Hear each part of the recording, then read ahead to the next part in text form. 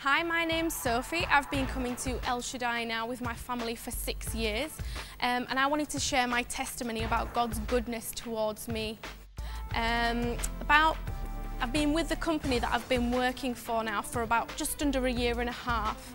And in my 11th month with the company, there was a position that came up for assistant manager.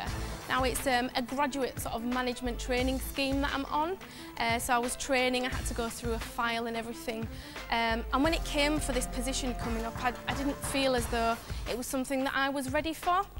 However, at the time, Pastor Mark was preaching about how we need to increase our capacity to receive. And the Sunday before I went for my interview, Pastor Hannah was preaching in a continuation of this. And it was two verses in particular that came to me. One was 2 Corinthians chapter 9 and verse 8, that God is able to make all grace abound toward me, that me having all sufficiency in all things will have an abundance of every good work.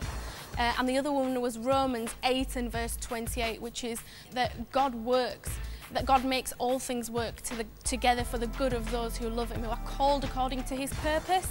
And I thought, you know, God has got a specific place for me, and He's going to save that place just for me. So I went to my interview the following Monday, standing on these two verses and believing that whatever was going to happen, that God was going to use it for my good, and that no matter, you know, whoever else went for this interview, that God has got a specific place for me.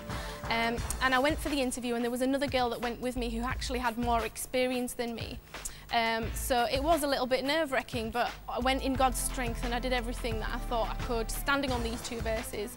And then the following week, I got a phone call and I was promoted to assistant manager, and I was over the moon, because even though there were other people who were probably more qualified than me, God had saved that place for me and given me divine favour just by standing on His word.